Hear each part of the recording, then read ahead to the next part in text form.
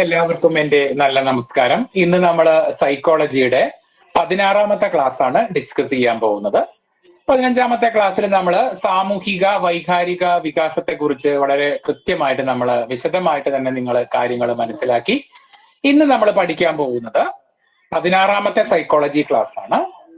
അതില് സാമൂഹിക വൈകാരിക വികസനത്തിലുള്ള പ്രവർത്തനങ്ങൾ ആസൂത്രണം ചെയ്യുമ്പോൾ നമ്മൾ ശ്രദ്ധിക്കേണ്ട കാര്യങ്ങൾ എന്തൊക്കെയാണ് എന്നുള്ളതാണ് നമ്മൾ പഠിക്കുന്നത്. കാരണം കുട്ടികളെ സംബന്ധിച്ചിടത്തോളം കുട്ടികൾക്ക് വൈകാരികമായ വികസനവും അതുപോലെ തന്നെ സാമൂഹികമായ വികസനവും നേടേണ്ടതുണ്ട്. അപ്പൊ ഒരു അധ്യാപിക എന്നുള്ള നിലയിൽ കുട്ടികൾക്ക് വൈകാരിക വികസനത്തിനും സാമൂഹിക വികസനത്തിനും ഉതകുന്ന രീതിയിൽ, അതായത് ചേരുന്ന രീതിയിലുള്ള പ്രവർത്തനങ്ങളാണ് അധ്യാപികമാര് സെലക്ട് ചെയ്ത് കൊടുക്കേണ്ടത്. അപ്പൊ അത്തരം പ്രവർത്തനങ്ങൾ ആസൂത്രണം ചെയ്യുമ്പോൾ മീൻസ് നിങ്ങൾ പ്ലാൻ ചെയ്യുമ്പോൾ എന്തൊക്കെ കാര്യങ്ങളാണ് നിങ്ങൾ ശ്രദ്ധിക്കേണ്ടത്, ഒരു അധ്യാപിക എന്തൊക്കെ കാര്യങ്ങൾ അതിനെക്കുറിച്ച് ചിന്തിക്കേണ്ടത്, എന്തൊക്കെ കാര്യങ്ങളാണ് ശ്രദ്ധിച്ച് പ്രവർത്തിക്കേണ്ടത് എന്നുള്ളതിനെ കുറിച്ചുള്ള കാര്യങ്ങളാണ് നമ്മൾ ഇന്ന് ചർച്ച ചെയ്യാൻ പോകുന്നത്. അപ്പൊ നിങ്ങൾ കൈകാര്യം ചെയ്യുന്ന കുട്ടികൾ 3 വയസ്സിനും 6 വയസ്സിനും ഇടയിലുള്ള കുട്ടികളാണ്. അപ്പൊ ആ കുട്ടികൾക്ക് ഇത്തരത്തിലുള്ള വൈകാരിക സാമൂഹിക വികസനം നേടിക്കൊടുക്കുക എന്നുള്ളത് നിങ്ങളുടെ കർത്തവ്യമാണ്. അപ്പൊ തീർച്ചയായിട്ടും നിങ്ങൾ അത്തരത്തിലുള്ള പ്രവർത്തനങ്ങൾ ആസൂത്രണം ചെയ്യുമ്പോൾ സ്വയം തിരിച്ചറിയാനുള്ള ഒരു കഴിവ്, അല്ലാതെ ഞാൻ എന്താണ്, എനിക്ക് എന്താണ് ചെയ്യാൻ പറ്റുക എന്നുള്ളൊരു ബോധമൊന്നും ആ ഒരു പ്രായത്തിൽപ്പെട്ട കുട്ടികൾക്ക് ഉണ്ടാവില്ല. പക്ഷെ സ്വയം തിരിച്ചറിയാനുള്ള ഒരു കഴിവും സാഹചര്യവും അതിന് ചേരുന്ന രീതിയിലുള്ള പ്രവർത്തനങ്ങളുമാണ് അധ്യാപിക എന്നുള്ള നിലയിൽ നിങ്ങൾ കൊടുക്കേണ്ടത്. അപ്പൊ ഒന്നാമത് നിങ്ങൾ ശ്രദ്ധിക്കേണ്ടത് സ്വയം തിരിച്ചറിയാനുള്ള ഒരു കഴിവ് കുട്ടികൾക്ക് ഇല്ല. അത് ഉണ്ടാക്കി കൊടുക്കാനുള്ള ശ്രമം നിങ്ങളുടെ ഭാഗത്ത് നിന്ന് ഉണ്ടാവണം. അതുപോലെ തന്നെ കുട്ടികൾക്ക് വ്യക്തിബന്ധങ്ങൾ ഉണ്ടാക്കാനും നിലനിർത്താനുമുള്ള കഴിവ്. ഇന്നത്തെ അണുകുടുംബമാണ് അല്ലെ, അച്ഛനമ്മ മക്കള്. പിന്നെ കുട്ടികളെ സ്വാർത്ഥന്മാരാക്കി മാറ്റുന്നതിൽ അച്ഛനമ്മമാർക്ക് നല്ല പങ്കുണ്ട്. അപ്പൊ കുട്ടികൾക്ക് വ്യക്തിബന്ധങ്ങൾ, അതായത് സഹോദരി സഹോദര ബന്ധം, അയൽ വീട്ടിലെ കുട്ടികളുമായിട്ടുള്ള അത്തരത്തില് മറ്റ് ഫാമിലി മെമ്പേഴ്സുമായിട്ടുള്ള ബന്ധം, അതായത് കുട്ടികൾക്ക് എപ്പോഴും ഒരു വ്യക്തിബന്ധം നിലനിർത്താനുള്ള, കാരണം കുട്ടികൾ വളർന്നു വലുതാകുമ്പോൾ സമൂഹത്തിലേക്കാണ് പോകുന്നത്. മനുഷ്യൻ ഒരു സമൂഹ ജീവിയാണ്. അപ്പൊ സ്വാഭാവികമായിട്ടും കൊടുക്കൽ വാങ്ങലുകളും ഷെയറിങ്ങുകളും അത്യാവശ്യമാണ്. അപ്പൊ ഇനി വരുന്ന തലമുറയെ സംബന്ധിച്ചിടത്തോളം ഇതൊന്നും പരിചയമില്ല.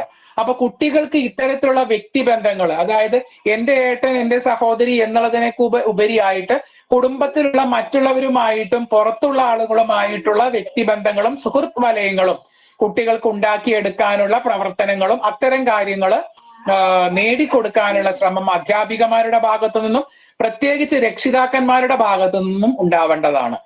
അപ്പൊ അത്തരത്തിലുള്ള കാര്യങ്ങൾ ചെയ്യുമ്പോഴാണ് അവർക്ക് വൈകാരിക സാമൂഹിക വികസനം എന്ത് ചെയ്യുന്നത്, സാധ്യമാവുന്നത്.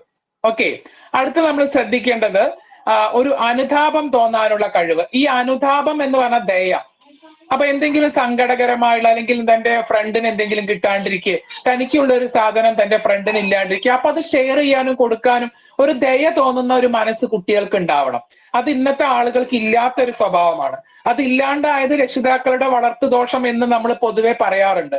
അപ്പൊ അത്തരത്തിൽ കുട്ടികൾക്ക് എല്ലാവരോടും കനിവും ദയവും കരുണയും ഒക്കെ തോന്നുന്ന ഒരു മനസ്സുണ്ടാക്കി കൊടുക്കുക എന്നുള്ള ഉത്തരവാദിത്വം അധ്യാപികമാരുടെ മാത്രം ഒരു കർത്തവ്യമായിട്ട് ഞാൻ ഒരിക്കലും പറയില്ല. അതിന് ഉത്തരവാദിത്വം രക്ഷിതാക്കൾക്കും ഫാമിലി മെമ്പേഴ്സിനും ഒക്കെ ഉണ്ട് അല്ലെ.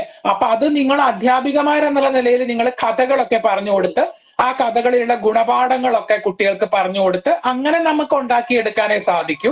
പിന്നെ കുറെയൊക്കെ ജീൻ വഴിയില്ല. അച്ഛനമ്മമാർക്ക് അത്തരത്തിലുള്ള ഒരു ദയ തോന്നാത്ത മുരടൻ സ്വഭാവമുള്ള അച്ഛനമ്മമാരുടെ മകനാണെങ്കിൽ സ്വാഭാവികമായിട്ടും, മകളാണെങ്കിൽ സ്വാഭാവികമായിട്ടും ആ ഒരു ജീനില് ആ ഒരു സ്വഭാവം ഉണ്ടായിരിക്കും.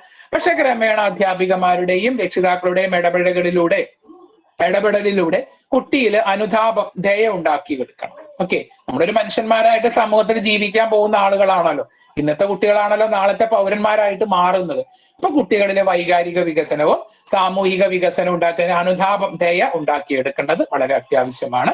അത് നിങ്ങൾ ഇത്തരത്തിലുള്ള മോറൽ സ്റ്റോറീസ് അല്ലെ, ഗുണപാഠ കഥകളൊക്കെ പറഞ്ഞു കൊടുത്ത് നിങ്ങൾക്ക് ഉണ്ടാക്കിയെടുക്കാം. ഓക്കെ, അടുത്തത് വ്യക്തി ശുചിത്വവും പരിസര ശുചിത്വവും. കുട്ടികൾക്ക് അവരുടെ ശരീരത്തിന്റെ വൃത്തി അല്ലെ, ഭക്ഷണം കഴിക്കുമ്പോഴും കഴിച്ചു കഴിഞ്ഞതിന് ശേഷം കൈ കഴുകുക, വായ കഴുകുക, പല്ല് തേക്കുക, കാല് കഴുകുക, കിടക്കുന്നതിന് മുന്നേ കാല് കഴുകുക, ഇത്തരത്തിലുള്ള ശരീരശുദ്ധി എന്നുള്ളതിന്റെ ബാലപാഠങ്ങള് അധ്യാപികമാർക്ക് കൊടുക്കാം, രക്ഷിതാക്കൾക്ക് കൊടുക്കാം. അത്തരത്തിലുള്ള ബാലപാഠങ്ങളെ ബന്ധപ്പെടുത്തിയുള്ള കാർട്ടൂണുകളൊക്കെ ഇന്ന് ധാരാളമായിട്ടുണ്ട്. അത് കാണിച്ചു കൊടുക്കാം, കഥകൾ പറഞ്ഞു കൊടുക്കാം. പിന്നെ പരിസര ശുചിത്വം, അല്ലെ? സ്വന്തം ശരീരശുദ്ധി മാത്രം പോരാ, തന്റെ വീട്ടിൽ മാത്രം ശുദ്ധി പോരാ, തന്റെ ഇരിക്കുന്ന ക്ലാസ് റൂമിലും തന്റെ സ്കൂളും ചുറ്റുപാടും ഒക്കെ വൃത്തി വേണം. അപ്പൊ ആ രീതിയിലുള്ള ഒരു പ്രവർത്തന സ്വഭാവം കുട്ടികളിൽ വളർത്തിയെടുക്കാൻ വേണ്ടിയിട്ട് അധ്യാപികമാരും രക്ഷിതാക്കളും ശ്രമിക്കണം. കാരണം അങ്ങനെ ഒരു സമൂഹത്തിലേക്ക് ജീവിക്കേണ്ട ആളുകളാണ് ഈ കുട്ടികൾ. അപ്പൊ സ്വാഭാവികമായിട്ടും ചെറുപ്പത്തിൽ തന്നെ അതിനുള്ള ശ്രമങ്ങൾ കുട്ടികളിൽ ഉണ്ടാവണം. ഓക്കെ. പിന്നെ നമ്മൾ ശ്രദ്ധിക്കേണ്ട അടുക്കും ചിട്ടയും. എന്ത് കാര്യം ചെയ്യുമ്പം ചിട്ടയോടും അടുക്കോടും കൂടി ചെയ്യുന്ന ഒരു സ്വഭാവം ചെറിയ കുട്ടികളിൽ ആണ് അത് ഉണ്ടാക്കിയെടുക്കേണ്ടത്. പിന്നെ വളർന്നു വലുതായിട്ട് അവർക്കൊരു പക്വതയും അവരുടെ സ്വഭാവം ഉറച്ചു പോയതിനു ശേഷം മുതിർന്ന ക്ലാസ്സിൽപ്പെട്ട അധ്യാപികമാർക്ക് അവർക്ക് അടുക്കും ചിട്ടയൊന്നും ഉണ്ടാക്കിയെടുക്കാൻ പറ്റില്ല. അപ്പൊ ചെറിയ കുട്ടികളെയാണ് നിങ്ങൾ കൈകാര്യം ചെയ്യുന്നത്. കാരണം 3 വയസ്സിനും 6 വയസ്സിനും ഇടയിലുള്ള കുട്ടികൾ. അപ്പം നിങ്ങൾക്ക് അത് ഉണ്ടാക്കിയെടുക്കാൻ പറ്റും. നിങ്ങൾക്ക് നിങ്ങളെ മുന്നിക്കുന്ന കുട്ടികളെ നിങ്ങൾ വിചാരിച്ച പോലെ മാറ്റിയെടുക്കാൻ പറ്റും. വളരെ ഫ്ലെക്സിബിൾ ആണത്. കുട്ടികളിൽ എന്തെങ്കിലും സ്വഭാവ ദൂഷ്യം ഉണ്ടെങ്കിൽ നഴ്സറി ടീച്ചേഴ്സിനെ മാത്രമേ കുറ്റം പറയുള്ളൂ കേട്ടോ. അത് ശ്രദ്ധിക്കാം. അപ്പോൾ കുട്ടികളിൽ അടുക്കയും ചിട്ടയും ഉണ്ടാക്കുന്ന തരത്തിലുള്ള സ്വഭാവ സവിശേഷതകൾ വളർത്തിയെടുക്കാൻ രക്ഷിതാക്കളും ശ്രദ്ധിക്കണം, അധ്യാപികമാരും ശ്രദ്ധിക്കണം. പിന്നെ അടുത്തത് നിർദ്ദേശങ്ങൾ അനുസരിക്കുക. അപ്പൊ അധ്യാപികമാരുടെ ഭാഗത്ത് നിന്ന് കുട്ടികളോട് ചില നിർദ്ദേശങ്ങളൊക്കെ, ചില ഡയറക്ഷൻസ് ഒക്കെ നമ്മൾ കൊടുക്കും. ഇന്ന കാര്യങ്ങൾ ഇങ്ങനെ ചെയ്തോളാം, ഇങ്ങനെ ചെയ്യരുത്, ഇങ്ങനെ ചെയ്യാവൂ എന്നുള്ള നിർദ്ദേശങ്ങളൊക്കെ കിട്ടും. അത് രക്ഷിതാക്കളുടെ ഭാഗത്തുനിന്നും ഉണ്ടാവും, അധ്യാപികമാരുടെ ഭാഗത്തുനിന്നും. എനിക്ക് തോന്നുന്നത് രക്ഷിതാക്കൾ പറയുന്നതിനേക്കാളും കൂടുതൽ അധ്യാപികമാര് പറയുന്ന കാര്യങ്ങളാണ് ഈ ഒരു പ്രായത്തിൽ, അതായത് ഈ 3 to 6 പ്രായത്തിലുള്ള കുട്ടികൾക്ക് അധ്യാപികമാര് പറയുന്നത് വേദവാക്യാണ്. ഞാൻ എന്റെ ടീച്ചർ ഇങ്ങനെയാ പറഞ്ഞത്, ഞാൻ ഇങ്ങനെ ചെയ്യുള്ളൂ എന്നൊക്കെ നിങ്ങളെ വീട്ടിലുള്ള നിങ്ങളെ മക്കൾ തന്നെ ചിലപ്പോൾ നിങ്ങളോട് പറഞ്ഞിട്ടുണ്ടാവും. അപ്പൊ ടീച്ചർമാരെ അവര് റോൾ മോഡൽ ആക്കുന്നുണ്ട്. അപ്പൊ ടീച്ചർമാര് പറയുന്ന കാര്യങ്ങൾ ശ്രദ്ധിക്കും. അതുകൊണ്ട് നിങ്ങൾ നല്ല കാര്യങ്ങൾക്ക് നല്ല നിർദ്ദേശങ്ങൾ കുട്ടികൾക്ക് കൊടുക്കുക. ഭാവിയിൽ നല്ല പൗരന്മാരായിട്ടല്ലേ അവർ വളരേണ്ടത്. അങ്ങനെയുള്ള കാര്യങ്ങൾ ശ്രദ്ധിക്കുക. പിന്നെ മറ്റുള്ളവരുമായി സഹകരിക്കുക. ഈ സഹകരണ സ്വഭാവം, കോഓപ്പറേഷൻ എന്ന് പറയും ഇംഗ്ലീഷിൽ. ഈ സഹകരണ സ്വഭാവം ഇന്ന് ആധുനിക കാലഘട്ടത്തിലെ മക്കൾക്ക് ഇല്ലാത്തൊരു സ്വഭാവമാണ്. സഹകരണം അത് അച്ഛനമ്മമാരുടെ കുറ്റമായിട്ട് തന്നെയാണ് മനഃശാസ്ത്രജ്ഞന്മാർ പറയുന്നത്. അപ്പോൾ അത് ഒരു അധ്യാപിക എന്നുള്ള നിലയിൽ നിങ്ങൾക്ക് ക്ലാസ് റൂമിൽ ഉള്ള മറ്റു കുട്ടികളോട് സഹകരിച്ച് പ്രവർത്തിക്കാനുള്ള സാഹചര്യവും, അങ്ങനെ സഹകരണ സ്വഭാവം ഇല്ലാത്ത കുട്ടികളെ പറഞ്ഞു മനസ്സിലാക്കി ഗുണദോഷിക്കാനൊക്കെയുള്ള സാഹചര്യം നിങ്ങൾക്ക് ക്ലാസ് റൂമിലേക്ക് കിട്ടും. വീട്ടിൽ പോയി വന്നാൽ അത് ശ്രദ്ധിക്കേണ്ടത് ആര് തന്നെയാണ്? അച്ഛനമ്മമാരാണ്. അപ്പൊ അത്തരത്തിലുള്ള സഹകരണമില്ലായ്മ നിങ്ങളുടെ ക്ലാസ് റൂമിൽ ഒരു തരത്തിലും നിങ്ങൾക്ക് കുട്ടികൾക്ക് കിട്ടുന്നില്ലെങ്കിൽ രക്ഷിതാക്കളോട് വിളിച്ച് നിങ്ങൾ നല്ല രീതിയിൽ പറഞ്ഞു, നിങ്ങളെ കുട്ടി ഒന്നും സഹകരിക്കുന്നില്ല കേട്ടോ എന്നുള്ള രീതിയിൽ, മയമില്ലാത്ത രീതിയിലല്ല പറയേണ്ടത്. നല്ല രീതിയിൽ നിങ്ങൾ രക്ഷിതാക്കളോട് സംസാരിച്ചത് തിരുത്തുക. അങ്ങനെയുള്ള ചില കാര്യങ്ങളൊക്കെ ചെയ്യാൻ നിങ്ങളെ കൊണ്ട് പറ്റും. അപ്പൊ കുട്ടികളുടെ സഹകരണ സ്വഭാവം വളർന്നു വരണം. കാരണം അവർ സമൂഹത്തിൽ ജീവിക്കാൻ പോകുന്നവരാണ്. അപ്പൊ അവർക്ക് സാമൂഹിക വികസനം സാധ്യമാണെങ്കിൽ കോപ്പറേഷൻ, സഹകരണം വളരെ അത്യാവശ്യമായിട്ടുള്ള ഒരു കാര്യമാണ്. പിന്നെ അടുത്തത്, നമ്മൾ ആവശ്യവും അംഗീകരിക്കാതെ വരുമ്പോൾ കുട്ടികൾക്ക് ഒരുപാട് ആവശ്യങ്ങൾ ഉണ്ടാവും. ഞാൻ പറഞ്ഞു, അവർ സ്നേഹിക്കാനും അംഗീകരിക്കപ്പെടാനും, അല്ലെ, അതുപോലെ തന്നെ ലാളിക്കപ്പെടാനും ഒക്കെ ആഗ്രഹിക്കുന്നതാണ് ആര്? കുട്ടികൾ. അപ്പൊ അവരുടെ ആവശ്യം അംഗീകരിക്കാതെ വരുമ്പോൾ, അത് അധ്യാപികമാരായാലും രക്ഷിതാക്കളായാലും സുഹൃത്തുക്കളായാലും, അത് അംഗീകരിക്കാതെ വരുമ്പോൾ അവർക്ക് ഒരു മനസാന്നിധ്യം നഷ്ടപ്പെടാതെ, അല്ലെ, അവർക്ക് ചിലപ്പോൾ അത് നിയന്ത്രിക്കാനോ മനസാന്നിധ്യം ഒരു ബാലൻസിങ്ങിൽ നിൽക്കാനൊന്നും പറ്റില്ല. അപ്പൊ അവര് കരയൊക്കെ ചെയ്യും. കരയാതെ, അതുപോലെ തന്നെ കയ്യിൽ കിട്ടുന്ന സാധനങ്ങളൊക്കെ എറിഞ്ഞുടയ്ക്കും, അതൊന്നും എറിയാണ്ട്, അല്ലെ. അപ്പൊ ആ രീതിയിൽ അവിടെ മനസാന്നിധ്യം നഷ്ടപ്പെടാതെ കരച്ചിലോ എറിച്ചിലോ പിടിച്ചിലോ ഒന്നും ഇല്ലാതെ കാര്യങ്ങൾ സാധിക്കാൻ ശ്രമിക്കാനുള്ള ഒരു കഴിവ്, അല്ലെ, കുട്ടികളിലെ എല്ലാം ഒരു സംയമനത്തോടു കൂടി ഒരു സഹനത്തോടു കൂടിയൊക്കെ പെരുമാറാനുള്ള സ്വഭാവം നഴ്സറി ക്ലാസ്സിലെ ടീച്ചർമാർക്കേ ചെയ്യാൻ പറ്റൂ. കാരണം കുട്ടികളുടെ സ്വഭാവം രൂപവൽക്കരിക്കുന്നതില് രക്ഷിതാക്കളോടൊപ്പം പ്രാധാന്യം നിങ്ങൾക്കുണ്ട്. അതുകൊണ്ടാണ് നിങ്ങളുടെ കാര്യങ്ങൾ പിന്നെയും ഞാൻ പറയുന്നത്. വളർന്നു വലുതായിട്ട് അവരുടെ സ്വഭാവം ഉറച്ചു പോയിട്ട് ഒരു 10ാം ക്ലാസ്സിലെ ടീച്ചേഴ്സിന് ചിലപ്പോൾ ഒന്നും ചെയ്യാൻ പറ്റിക്കൊള്ളണം എന്നില്ല. പക്ഷെ നിങ്ങൾക്ക് അങ്ങനെയല്ല. നിങ്ങൾ അവരെ തുടക്കത്തിൽ അവരുടെ സ്വഭാവം രൂപവൽക്കരിക്കുന്നതിന് മുന്നേ നിങ്ങളുടെ കയ്യിൽ കിട്ടിയതാണ് അവരെ. അവർക്ക് എന്തെങ്കിലും ദോഷങ്ങൾ ഉണ്ടെങ്കിൽ അത് നിങ്ങളെയാണ് പറയുക. അതുകൊണ്ട് നിങ്ങൾ നന്നായിട്ട് അത് ശ്രദ്ധിക്കണം എന്നാണ് പറയുന്നത്. നിങ്ങളെ കുറ്റപ്പെടുത്തിയതല്ല, നിങ്ങൾക്കേ അത് ചെയ്യാൻ പറ്റൂ. അത് നിങ്ങളുടെ ആ ഒരു കഴിവ് പ്രകടിപ്പിക്കാൻ വേണ്ടിയിട്ട് പറഞ്ഞു എന്ന് മാത്രം. പിന്നെ ഭാവനയ്ക്കനുസരിച്ച് സംഭാഷണം നടത്തുന്നതിനും അഭിനയിക്കുന്നതിനുള്ള കഴിവ്. അല്ല, കുട്ടികൾ ഭാവിയിൽ വളർന്ന് വലിയ പൗരന്മാരാവേണ്ടാണ്. അപ്പൊ അവര് പല പല ജോലികളിലൊക്കെ പ്രവേശിച്ച് പല പല ഉത്തരവാദിത്തങ്ങളിലൊക്കെ ഏർപ്പെടേണ്ടവരാണ്. അപ്പൊ ഭാവിയിൽ കുടുംബം നോക്കേണ്ട ആളുകളും കൂടിയാണ് കുട്ടികൾ. അപ്പം കുട്ടികളെ സംബന്ധിച്ചിടത്തോളം നല്ല അമ്മയാവുന്നത്, നല്ല അച്ഛനാവുന്ന അങ്ങനെയുള്ള കഥകള്, അതുപോലെ തന്നെ നല്ല അധ്യാപികമാരായിട്ട് അപ്പൊ ഭാവിയിൽ അവരെന്താണോ ആവാൻ പോകുന്നത് അത് അവരെ കൊണ്ട് അഭിനയിച്ച് കാണും. ചില കുട്ടികൾ പറയും എനിക്ക് ഡ്രൈവർ ആവാനാണ് ഇഷ്ടം, ചില ആൾക്കാർ പറയും എനിക്ക് ഹെലികോപ്റ്റർ പൈലറ്റ് ആവാനാണ് ഇഷ്ടം, ഡോക്ടർ ആവാനാണ്, വക്കീലാവാനാണ്, ടീച്ചർ ആവാനാണ്. പണ്ടൊക്കെ കുട്ടികൾ ടീച്ചറായിട്ടൊക്കെ ധാരാളം കളിക്കുകയായിരുന്നു. അപ്പൊ അത്തരത്തിലുള്ള അഭിനയിപ്പിക്കാനൊക്കെ അവർക്ക് അവരുടെ ഒരു താല്പര്യം കൂടാനും പിന്നെ അവര് അതിനുള്ളൊരു തയ്യാറെടുപ്പും കൂടി ആവട്ടെ, ഭാവിയിലുള്ള അതിന് വേണ്ടിയിട്ടുള്ള ഒരു തയ്യാറെടുപ്പും കൂടി ആവട്ടെ. പെൺകുട്ടികളൊക്കെ പണ്ട് ഈ പാവയും കൊണ്ട് കുട്ടികളെ കുളിപ്പിക്കുന്നതും ഭക്ഷണം കൊടുക്കുന്നതും കളിക്കുന്ന ഭാവിയിൽ അവർ ചിലപ്പോൾ അമ്മമാരാകുമ്പോൾ ചെയ്യേണ്ട കാര്യങ്ങളെ അവരൊന്ന് പ്രാക്ടീസ് ചെയ്യാണ്, തയ്യാറെടുക്കുകയാണ്. അച്ഛനും അമ്മയും ചോറും കറിയൊക്കെ വെച്ച് കളിക്കുന്ന ആൺകുട്ടികൾ കടയിൽ പോയിട്ട് സാധനങ്ങൾ മേടിച്ചു കൊണ്ടുവരിക. അപ്പൊ അങ്ങനെയുള്ള ഭാവിയിൽ ചെയ്യാൻ പോകുന്ന ഉത്തരവാദിത്തങ്ങൾ മുൻകൂട്ടി അവർ ചെയ്തതിനുള്ളൊരു തയ്യാറെടുപ്പ് എന്നുള്ള രീതിയിലൊക്കെ മിക്കവാറും മനഃശാസ്ത്രജ്ഞന്മാരൊക്കെ പറഞ്ഞു കേട്ടിട്ടുണ്ട്. അപ്പൊ ഞാൻ പറഞ്ഞു വന്നത് കുട്ടികൾക്ക് അവരുടെ ഭാവനയ്ക്ക് അനുസരിച്ചിട്ടുള്ള അഭിനയിക്കാനും അതുപോലെ തന്നെ അവരുടെ സാങ്കല്പികമായിട്ട് സംഭാഷണമൊക്കെ നടത്തി തന്റെ മുന്നിൽ ആരോ ഉള്ള പോലെയൊക്കെ കുട്ടികൾ ഇങ്ങനെ സംസാരിക്കും അല്ലെ. അപ്പോ അങ്ങനെയുള്ള ഭാവനയൊക്കെ വളരുന്നതിനും വൈകാരിക വികസനത്തിനും സാമൂഹിക വികസനത്തിനും ഒക്കെ അത് നല്ലതാണെന്നാണ് പറഞ്ഞത്. അടുത്തത് സ്വന്തം കഴിവിനെ കുറിച്ച് മതിപ്പുണ്ടാവുക. ആ മതിപ്പ് അധ്യാപികമാരിൽ നിന്ന് കിട്ടും കൂടെ വേണം അല്ലെ. ഞാൻ ഒരു കുട്ടി ഒരു കാര്യം ചെയ്തുകൊണ്ട് കൊണ്ടൊന്നും അയ്യോ ഇത് ഇങ്ങനെയൊന്നും അല്ല ചെയ്യുക, ഇങ്ങനെയാണോ ചെയ്യുക, ഇങ്ങനെയൊന്നും ഒരിക്കലും ചെയ്യരുത് കേട്ടോ, അതൊക്കെ തെറ്റാണ്, ഇതൊന്നും ഇങ്ങനെയൊന്നും ചെയ്താൽ ശരിയാവില്ല എന്നുള്ള രീതിയിൽ പറഞ്ഞാൽ നാളെ ചെയ്തുകൊണ്ടിരുമ്പോ കുട്ടിക്ക് തന്നോടുള്ള എനിക്കിതൊന്നും പറ്റില്ല, ആ കുട്ടിക്ക് തന്നോടുള്ള ഒരു മതിപ്പ് തന്നെ അങ്ങോട്ട് ഇല്ലാണ്ടാവും, കഴിവ് അങ്ങ് നശിച്ചു പോകും. അപ്പൊ പല അധ്യാപികമാരും കുട്ടികളുടെ ഉള്ളിൽ ഉറങ്ങിക്കിടക്കുന്ന കഴിവുകളെ നശിപ്പിച്ചിട്ടുണ്ട്. അങ്ങനെ നശിപ്പിക്കാൻ പാടില്ല. തന്റെ ഉള്ളിൽ ഒരു ഇത്തിരി കഴിവ് തന്റെ മുന്നിലുള്ള കുട്ടികൾക്ക് ഉണ്ടെങ്കിൽ അത് ഊതി വലിയ കനലായിട്ട് വലിയ കഴിവാക്കി മാറ്റേണ്ടത് ആരാണ്? നിങ്ങളാണ് അല്ലെ. അപ്പൊ നിങ്ങൾ അധ്യാപിക എന്നുള്ള നിലയിൽ അതൊക്കെ വളരെ ശ്രദ്ധിക്കേണ്ട കാര്യം. ചെറിയ കുട്ടികളോട് തോന്നിയതൊന്നും വിളിച്ചൊന്നും പറയാനൊന്നും പറ്റില്ല. അവരുടെ മനസ്സിൽ അത് വലിയൊരു വേദനയായിട്ട് കിടക്കും. ഭാവിയിൽ അവര് അത് ചെയ്യില്ല. അപ്പൊ കുട്ടികൾക്ക് അവരുടെ കഴിവിനെ കുറിച്ചൊരു മതിപ്പുണ്ടെങ്കിലല്ലേ അവർക്ക് എനിക്കിതൊക്കെ ചെയ്യാൻ പറ്റും, മിടുക്കനാണ് നീ, നിനക്ക് ഇതൊക്കെ പറ്റും, നാളെ ഇതിൽ ഉഷാറായിട്ട് ചെയ്തു വാന്ന് പറയുമ്പോൾ കുട്ടി അതിനു വേണ്ടി ശ്രമിക്കും അല്ലെ. അപ്പൊ കുട്ടികളിൽ മതിപ്പുണ്ടാക്കി അത് അധ്യാപികമാരായാലും രക്ഷിതാക്കളായാലും സുഹൃത്തുക്കളായാലും ഒക്കെ നമ്മൾ ചെയ്യേണ്ട കാര്യങ്ങളാണ്. പിന്നെ കൂട്ടമായിട്ട് ചേർന്ന് പ്രവർത്തിക്കുക. ചില കുട്ടികളൊക്കെ പ്രത്യേകിച്ച് ഞാൻ പറഞ്ഞാണ് അണുകുടുംബാകുമ്പോൾ ഒറ്റയ്ക്കുള്ള കാര്യങ്ങളാണ് കുട്ടി. അപ്പൊ സ്വാർത്ഥന്മാരാവും, ഷെയറിംഗ് മെന്റാലിറ്റി ഉണ്ട്, ഒരു സാധനം അങ്ങോട്ടും ഇങ്ങോട്ടും കൊടുക്കാനുള്ളതൊന്നും ഉണ്ടാകും. അപ്പൊ കുട്ടികൾക്ക് ഇന്ന് ഇപ്പൊ കൂട്ടുകുടുംബത്തിലുള്ള കുറവാണ്. അപ്പൊ ഈ അണുകുടുംബത്തിലുള്ള സ്വഭാവ ദൂഷ്യങ്ങൾ മാറ്റാൻ നമുക്ക് ക്ലാസ് റൂമിൽ കുറെയൊക്കെ പറ്റൂ അല്ലെ. അധ്യാപികമാര് കൂട്ടത്തിൽ കാര്യങ്ങൾ ചെയ്യാനും അങ്ങോട്ടും ഇങ്ങോട്ടും കൊണ്ടുവന്ന കാര്യങ്ങൾ ഷെയർ ചെയ്യാനും. ഇപ്പൊ ബർത്ത്ഡേ ഒക്കെ ഉണ്ടാകുമ്പോൾ നിങ്ങൾ സ്വീറ്റ്സ് ഒക്കെ അങ്ങോട്ടും ഇങ്ങോട്ടും ഷെയർ ചെയ്യുന്നൊക്കെ കണ്ടിട്ടില്ലേ കുട്ടികൾ. അതൊക്കെ കുട്ടികൾക്ക് ഇത്തരത്തിലുള്ള സ്വഭാവങ്ങൾ ഉണ്ടാവാൻ വേണ്ടിയിട്ടാണ്. പിന്നെ നമ്മളെ നഴ്സറിയിലൊക്കെ ആണെങ്കിൽ കളിപ്പാട്ടങ്ങളൊക്കെ ഉണ്ടാവും. എല്ലാവർക്കും ഒരേ തരത്തിലുള്ള 100 കുട്ടികളുടെ 100 പേർക്കും കളിപ്പാട്ടം ഉണ്ടാവും ഇല്ല.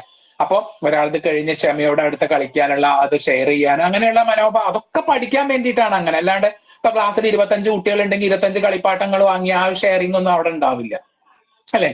അപ്പോ തന്റെ സഹോദരനാണ്, തന്റെ കൂടെ ജീവിക്കുന്ന ആളാണ്, അവന്റെ കേട്ട് എനിക്ക് തരും, അങ്ങനെയുള്ളൊരു മെന്റാലിറ്റി ഒക്കെ കുട്ടികൾക്ക് ഉണ്ടാക്കിയെടുക്കാം. അപ്പൊ അത്തരത്തിൽ കൂട്ടമായിട്ട് സഹകരിച്ച് ഒരു അഡ്ജസ്റ്റ്മെന്റ് അത് ഇന്നത്തെ കുട്ടികൾക്ക് കുറവ്. അതൊക്കെ ഉണ്ടാക്കിയെടുക്കാൻ വീട്ടിലില്ലെങ്കിൽ സ്കൂൾ അത് ഉണ്ടാക്കിയെടുക്കാൻ നിങ്ങൾക്ക് പറ്റും. ഓക്കെ. പിന്നെ സമത്വ ബോധത്തോടു കൂടി പ്രവർത്തിക്കുക. നമുക്കറിയാം നമ്മുടെ ഇപ്പൊ ക്ലാസ്സിൽ വരുന്ന കുട്ടികള് പല പല അച്ഛനമ്മമാരുടെ മക്കളാവുമല്ലോ. അപ്പൊ പല സാമ്പത്തിക ശേഷിയുള്ളവരായിരിക്കാം, പല വിദ്യാഭ്യാസ സമ്പന്നരായിട്ടുള്ള ഫാമിലിയിൽ നിന്ന് വരുന്നവരുണ്ടാവാം, പല സംസ്കാരത്തിൽ നിന്ന് വരും, പല മതത്തിൽ വരുന്നവരുണ്ടാവാം അല്ലെ, പല ജാതിയിൽ നിന്ന് മതത്തിൽ അങ്ങനെയുള്ള കുട്ടികളുണ്ടാവും. പക്ഷെ നമ്മുടെ ക്ലാസ് റൂമിൽ എത്തിക്കഴിഞ്ഞാൽ അവരെല്ലാവരും ഒന്നാണ്. ഓക്കെ. ആ ഒരു ചിന്താഗതി കുട്ടിക്ക് ക്ലാസ് റൂമിൽ കൊടുക്കണം. കാരണം എന്താ, ഭാവിയിൽ കുട്ടി എവിടെ ജീവിക്കാൻ പോണത്? സമൂഹത്തിലാണ്. അപ്പൊ കുട്ടി ഒരു നല്ല സാമൂഹ്യ ജീവിയായിട്ട് മാറണമെങ്കിൽ എല്ലാവരും ഓൾ ആർ ഈക്വൽ, എല്ലാവരും തുല്യം. അവിടെ സമ്പത്തില്ല, മതമില്ല, വിദ്യാഭ്യാസം എല്ലാണോ പെണ്ണ അങ്ങനെയൊന്നുമില്ല. ഓൾ ആർ ഈക്വൽ, എല്ലാവരും തുല്യരാണെന്നൊരു ബോധം ചെറുപ്പത്തിൽ കുട്ടികൾക്ക് ഉണ്ടായി കഴിഞ്ഞാൽ ഭാവിയിൽ പിന്നെ ആ പ്രശ്നം ഉണ്ടാവുന്നില്ല. അതൊന്നും ഇല്ലാത്തതുകൊണ്ടാണ് ഈ സമൂഹത്തിലേക്ക് ഈ കുട്ടികൾ വളർന്നു വരുമ്പോൾ അവൻ മുസ്ലിമാണ്, അവൻ ഹിന്ദുവാണ്, അവൻ ക്രിസ്ത്യനാണ്, അവൻ ആണാണ്, അവൻ പെണ്ണാണ്, അവന് കഴിവില്ല, ഇവന് കഴിവുണ്ട്, അച്ഛന് ജോലി, അങ്ങനെ ചിന്താഗതിയൊക്കെ വരും. നമ്മൾ സുഹൃത്തുക്കളാണ്, അവിടെ ഇല്ലായ്മയും വല്ലായ്മയും ഒന്നും ഇല്ല. ആ ഒരു ഏകോദര സോദര ബന്ധം അത് ചെറുപ്പം തൊട്ടേ ഉണ്ടാക്കിയെടുത്താൽ പിന്നെ വലിയ സമൂഹത്തിൽ നമ്മൾ ജീവിക്കുമ്പോൾ അത് വലിയൊരു ബുദ്ധിമുട്ടില്ല. അത് പണ്ട് കാലത്തൊന്നും ഇല്ലാത്തതുകൊണ്ട് ഒരു അകൽച്ച അങ്ങനെയുള്ളവരോട് ഉണ്ടാവുന്നു. അത് നമ്മൾ ക്ലാസ് റൂമിൽ നിന്ന് അതില്ല, ഇല്ലാണ്ടാക്കാൻ ശ്രമിക്കുക. എല്ലാ തരത്തിലും കൂടി കുട്ടികളെ ബെഞ്ചിമിൽ എല്ലാവരും ഇന്ന് അവരിങ്ങനെ ഒരാളോട് മാത്രം കൂട്ടുകൂടുന്ന ഒരു പ്രവണത ഉണ്ട്, അതങ്ങോട്ട് ഒഴിവാക്കുക. എല്ലാവരും എല്ലാവരുടെയും സുഹൃത്തുക്കളാണ്. ആ രീതിയിൽ വേണം നിങ്ങൾ ബെഞ്ചിമേലൊക്കെ കുട്ടികളെ ഇരുത്താൻ വേണ്ടി. ഇന്നിപ്പോ ഒരു കുട്ടി ഒരാളെ എടുത്താണെങ്കിൽ നാളെ വേറെ സ്ഥലത്ത് ഇരുത്തുക. ആ രീതിയിലൊക്കെ വേണം നമ്മൾ കൈകാര്യം. അതൊക്കെ നിങ്ങളുടെ യുക്തിക്കനുസരിച്ച് നിങ്ങൾ ചെയ്യും. ഓക്കെ. പിന്നെ അർപ്പണ ബോധത്തോടു കൂടി പ്രവർത്തിക്കുക. എന്താണ് അർപ്പണ ബോധം എന്ന് പറഞ്ഞാൽ? നമ്മൾ ചെയ്യേണ്ട കാര്യമാണ് അത് എന്നുള്ള ഒരു അർപ്പണ ബോധം, നമുക്കൊരു റെസ്പോൺസിബിലിറ്റി, ഇത് എന്റെ കടമയാണ് അല്ലെ. ഇപ്പൊ കുട്ടികളോട് പറയാ, നിങ്ങൾ ഇരിക്കുന്ന ക്ലാസ്സിൽ നിങ്ങൾ സ്വീറ്റ്സ് കഴിച്ച് അതിന്റെ മിഠായിയുടെ തോലൊന്നും താഴെ ഇടരുത് എന്ന് പറഞ്ഞിട്ട് അത് കുട്ടി വിചാരിക്കുക അത് ഞാൻ ചെയ്യേണ്ട കടമയാണ്, ഞാനൊരു വ്യക്തിയാണ്, ഒരു പൗരനാണ്, അതുകൊണ്ട് ടീച്ചർ പറഞ്ഞ ഞാൻ അനുസരിക്കേണ്ടതാണ്, അത് എന്റെ ജോലിയാണ് എന്നുള്ളൊരു അർപ്പണ ബോധം, ചെയ്യേണ്ട ജോലിയോടൊരു അർപ്പണ ബോധം, അത് ചെറുപ്പം തൊട്ടേ ഉണ്ടാവേണ്ടതാണ്, പിന്നെ വളർത്തി ഉണ്ടാക്കാൻ പറ്റില്ല. പിന്നെ മുതിർന്നവരോട് ആദരവോടുകൂടി പെരുമാറുക അല്ലെ. മുതിർന്ന ആളുകളോട്, തന്നേക്കാൾ പ്രായമുള്ള ആളുകൾ വരുമ്പോൾ എണീറ്റ് നിൽക്കുക, അവരെ റെസ്പെക്ട് ചെയ്യുക, അവരോട് നല്ല രീതിയിൽ സംസാരിക്കുക, സ്നേഹത്തോടെ സംസാരിക്കുക, അവരെ കാര്യങ്ങൾ ചെയ്തു കൊടുക്കുക. അത്തരം കാര്യങ്ങളൊക്കെ ചെറുപ്പം തൊട്ട് തന്നെ കുട്ടികൾക്ക് ശീലിക്കണം. അപ്പൊ അത്തരത്തിലുള്ള ചില കാര്യങ്ങളൊക്കെ നമ്മൾ എന്ത് ചെയ്യണം, ശ്രദ്ധിക്കണം എന്നാണ്. പിന്നെ ബാല്യകാലത്ത് നമുക്ക് കുട്ടികൾക്ക് ഒരുപാട് വൈകാരികമായിട്ടുള്ള മാറ്റങ്ങളൊക്കെ ഉണ്ടാവണ കാലമാണ് അല്ലെ. വൈകാരികമായിട്ടുള്ള ഒരുപാട് രൂപമാതൃകകൾ ഉണ്ടാവും. ഇപ്പൊ ആദ്യകാലങ്ങളിൽ കുട്ടികളിൽ ഒരു സന്ത്രാസം എന്നൊരു ഇളക്കം, സന്ത്രാസം എന്ന് പറഞ്ഞൊരു ഇളക്കം, അങ്ങോട്ടും ഒരു സ്വഭാവം കൃത്യമായിട്ട് ഉറക്കില്ല അവർക്ക്, അതിങ്ങനെ ഇളകിക്കൊണ്ടിരിക്കും. ടാഞ്ചിബിൾ എന്ന് പറയും ഇംഗ്ലീഷിൽ സന്ത്രാസം, അതായത് ഒരു സ്വഭാവം ഉറച്ചിട്ടില്ല, അതിങ്ങനെ മാറ്റങ്ങൾക്ക് വിധേയമായി കൊണ്ടിരിക്കും അല്ലെ. പിന്നീട് കുട്ടി വളരുന്നതിനനുസരിച്ചിട്ടാണ് കുട്ടിയിൽ ചില സ്വഭാവങ്ങളൊക്കെ ഉറച്ചു പോകുന്നത് അല്ലെ. പല വ്യത്യാസപ്പെട്ട ചില വൈകാരികമായ രൂപമാതൃകകൾ ഉണ്ട്. അത്തരം ചില രൂപമാതൃകകളാണ് നമ്മൾ ഇന്ന് പരിചയപ്പെടാൻ പോകും. ഒന്ന്, ഭയം. ചെറിയ കുട്ടികൾക്ക് എന്തിനും ഇരുട്ടിനോട് ഭയം, ചെറിയ ചെറിയ ജീവികളോട് ഭയം, എട്ടുകാലി അല്ലെ, ചെറിയ ചെറിയ ജീവികളോടൊക്കെ, പുഴു, എട്ടുകാലി, പല്ലി, കൂറ, ഇങ്ങനെയുള്ള ജീവികളോടൊക്കെ തന്നെ കുട്ടികൾക്ക് ഭയം ഉണ്ടാവും. അത് ആ ചെറുപ്പം തൊട്ട് തന്നെ മാറിയിട്ടില്ലെങ്കിൽ വലിയ ആളായി കഴിഞ്ഞാലും അതുണ്ട്. ജോക്കർ എന്ന് പറഞ്ഞ സിനിമയിൽ കണ്ടിട്ട് കടുവയും പുലിയോടെ കൂടെ സർക്കസ് കൂടാരത്തിൽ നിൽക്കുന്ന ഒരാള് അവരുടെ കൂടാരത്തിലൂടെ ഒരു എലി ഓടിപ്പോയപ്പോൾ അയാൾ ഭയങ്കര ബഹളം ഉണ്ടാക്കി. അപ്പൊ അയാൾ ചെറുപ്പം തൊട്ടേ അതിനെയാണ് ഭയന്നത്. ആ ഒരു ഭയം വലുതായപ്പോഴും അയാളുടെ മാനസിക മണ്ഡലത്തിൽ നിന്ന് പോവാത്തത് കൊണ്ടാണ് അയാൾ ഇപ്പോഴും അതിനെ ഭയപ്പെടുന്നത്. അപ്പൊ ചെറിയ കുട്ടികളിൽ ഉണ്ടാവുന്ന ഒരു വൈകാരികമായിട്ടുള്ള ഒരു രൂപമാതൃകയാണ് ഇത് ഭയം എന്ന് പറയുന്നത്.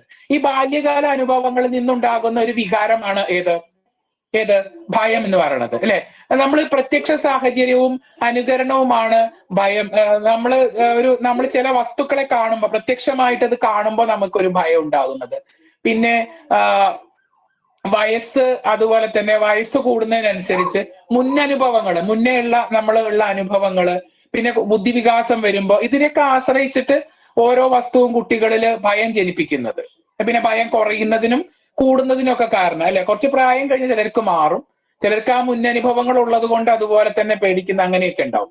പിന്നെ തൊഴിലാളി കർഷക കുടുംബങ്ങളിലെ കുട്ടികളൊക്കെ മറ്റു കുട്ടികളിനേക്കാൾ താരതമ്യേന എപ്പോഴും പരിസരവുമായിട്ട് ഇണങ്ങി ജീവിക്കുന്നത്. ഈ കൃഷിക്കാരുടെ മക്കളൊക്കെ പറമ്പിലും പാടത്തൊക്കെ അച്ഛനമ്മമാരുടെ കൂടെ ഇടപഴകിയത് കൊണ്ട് അവർക്ക് പരിസരവുമായിട്ടും മറ്റ് പരിസരത്തുള്ള മറ്റ് ജീവജാലങ്ങളും ഒക്കെ ആയിട്ട് ഈ ടൗണിൽ റൂമിൽ അടച്ചിരിക്കുന്ന കുട്ടികളെക്കാളും അവർക്കൊരു ധാരണയുണ്ടാവും. അത് നിങ്ങൾക്ക് അറിയാവുന്നതാണ്. പരിസരമായിട്ട് ഇണങ്ങിയിട്ടായിരിക്കും അവർ ജീവിക്കുക. അപ്പോൾ അങ്ങനെ ജീവിക്കാൻ അവർ ശ്രമിക്കുന്നത്. അപ്പൊ അവർക്ക് ഒരുപാട് അനുഭവങ്ങൾ ഉണ്ടാവും. അതുകൊണ്ട് തന്നെ അനുഭവങ്ങളിൽ നിന്ന് അവരുടെ ഭയമൊക്കെ കുറേശ്ശെ മാറും. അപ്പൊ ഭയരഹിതമായ ജീവിതം നയിക്കാൻ അവരെ പ്രേരിപ്പിക്കുന്നു. അവർക്ക് ഭയം കുറവായിരിക്കും അല്ലെ. ചെറിയ ജീവികളെയൊക്കെ, ചെറിയ മണ്ണരേനെയൊക്കെ കാണുമ്പോൾ നമ്മൾ പാമ്പ് എന്ന് പറഞ്ഞ കാര്യം, പക്ഷെ ആ കുട്ടികൾ ഡെയിലി കാണുന്നതാവും, അവർക്ക് അത്ര ഭയം ഉണ്ടാവില്ല. അപ്പൊ അപകടകാരിയാണ് ഭയം. കുട്ടികളിൽ എക്കാലത്തും ഭയം ഉണ്ടാകുന്നത് വലിയ അപകടം. വലിയൊരാളായിട്ട് ഇപ്പൊ നിങ്ങളിപ്പോ ഒരു വലിയ അധ്യാപികയായിട്ട് ക്ലാസ്സിലൂടെ ചെറിയൊരു പല്ലി പോകുന്നുണ്ട്, നിങ്ങൾ കുട്ടികളുടെ മുന്നിൽ ഭയപ്പെട്ട് കരഞ്ഞു വിളിക്കുമ്പോൾ എന്ത് മോശമാണത്. അതൊരു എന്താ പറയാ, നമ്മൾ മാറ്റേണ്ട ഒന്നാണ്. ചെറുപ്പം തൊട്ടേ അത് മാറ്റണം. അത് കുട്ടികളുടെ പുരോഗതിയെ തടയും.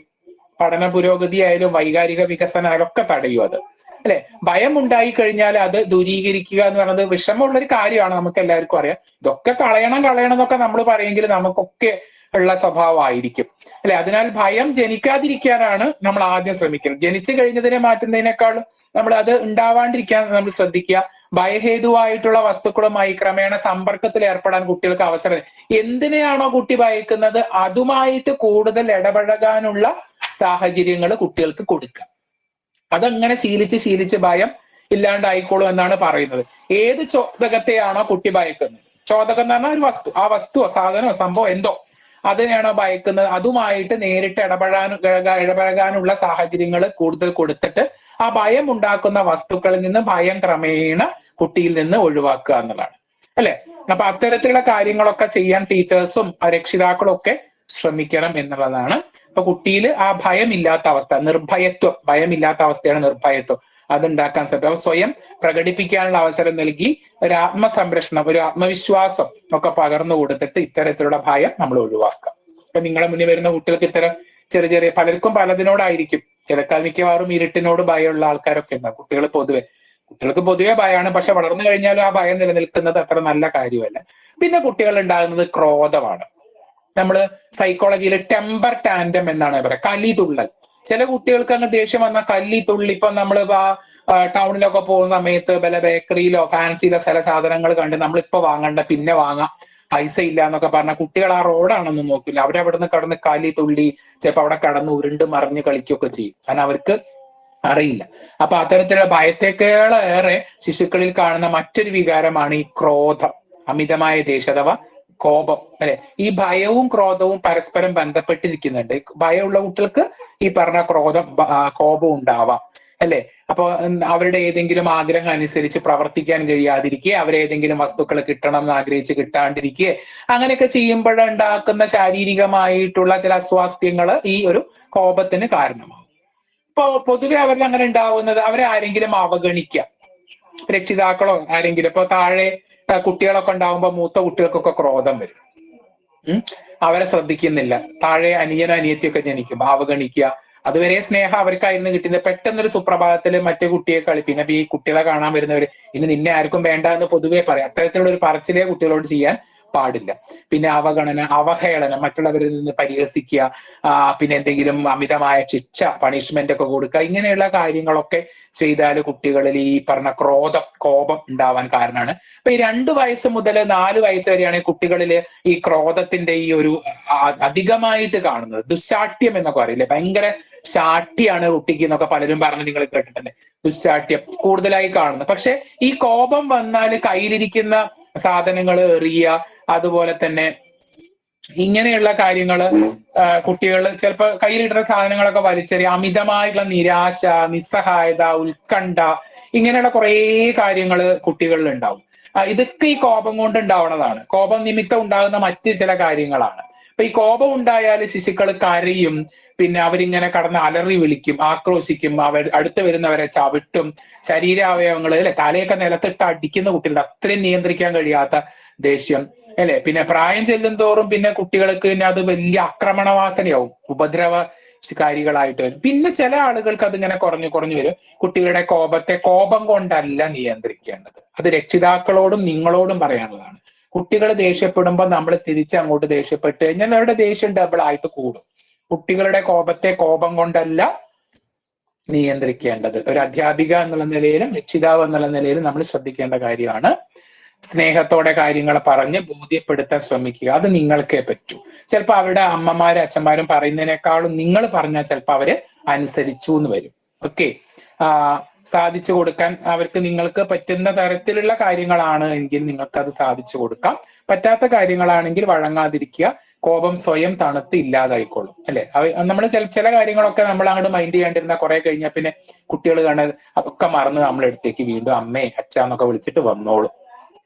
കുട്ടികൾ ഒരുപാട് നേരം ഈ വൈരാഗ്യ ബുദ്ധി വെച്ച് നിൽക്കുന്ന കുട്ടികളെ ശ്രദ്ധിക്കണം.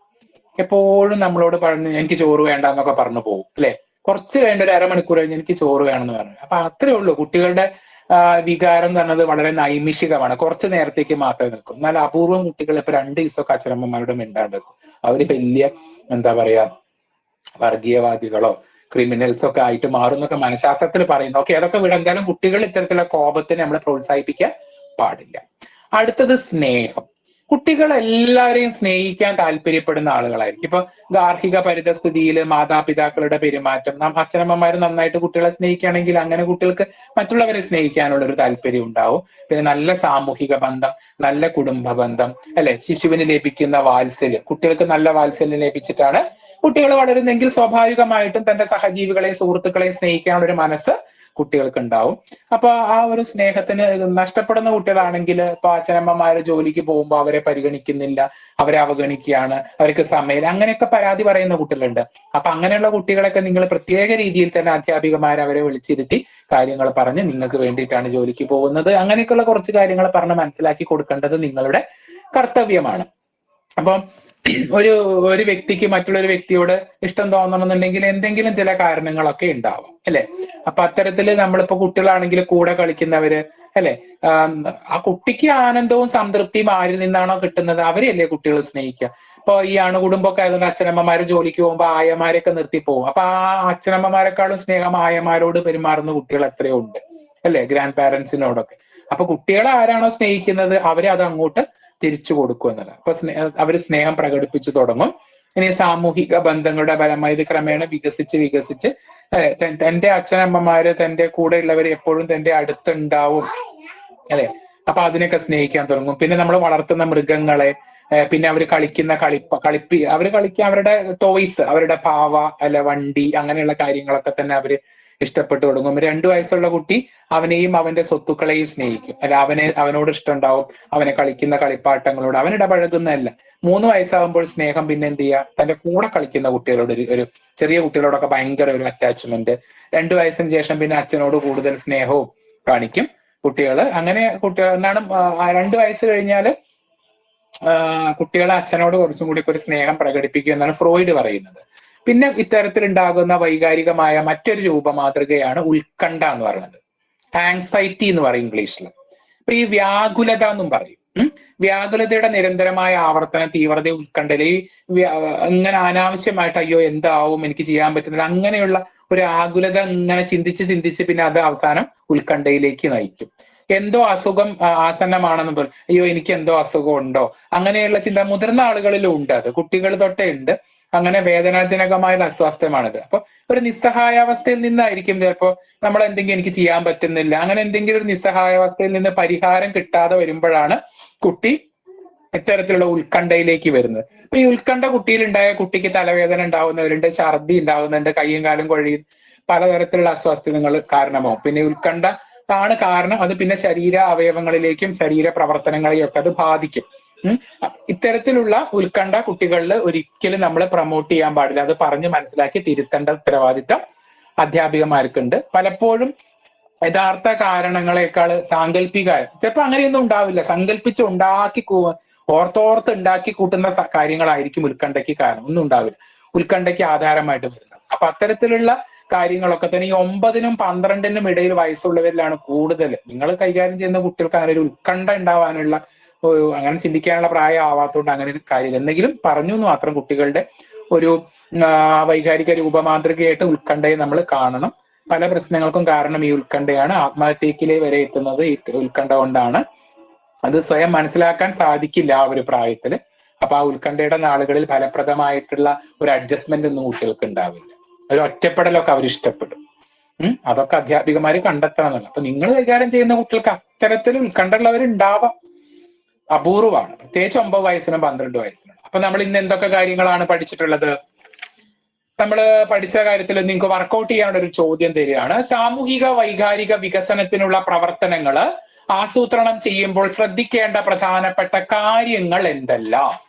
രണ്ടാമത്തെ ചോദ്യം, ബാല്യകാലത്തെ പ്രധാനപ്പെട്ട വൈകാരിക രൂപമാതൃകകൾ ഏതൊക്കെയാണ്? ഭയം, ക്രോധം, സ്നേഹം, ഉത്കണ്ഠ, അല്ലെ? ഈ ഒരു ഭാഗം ടെക്സ്റ്റ് ബുക്ക് നിങ്ങൾ നന്നായിട്ട് വായിക്കണം, പറഞ്ഞ ക്ലാസ് നന്നായിട്ട് കേൾക്കുക, ചോദ്യങ്ങൾ നന്നായിട്ട് വർക്കൗട്ട് ചെയ്യുക. ഓക്കെ, അടുത്ത ക്ലാസ്സിൽ നമുക്ക് വൈകാരികതയെ നിയന്ത്രിക്കുന്ന ഘടകങ്ങളെ കുറിച്ച് പഠിക്കാം. അതുവരേക്കും എല്ലാവർക്കും ശുഭദിനം നേർന്നുകൊണ്ട് ഒരിക്കൽ കൂടി താങ്ക് യു പറയാണ്. നിങ്ങൾ നന്നായിട്ട് ക്ലാസ് കേൾക്കുക, നോട്ട്സ് ഒക്കെ തയ്യാറാക്കുക. ഓക്കെ.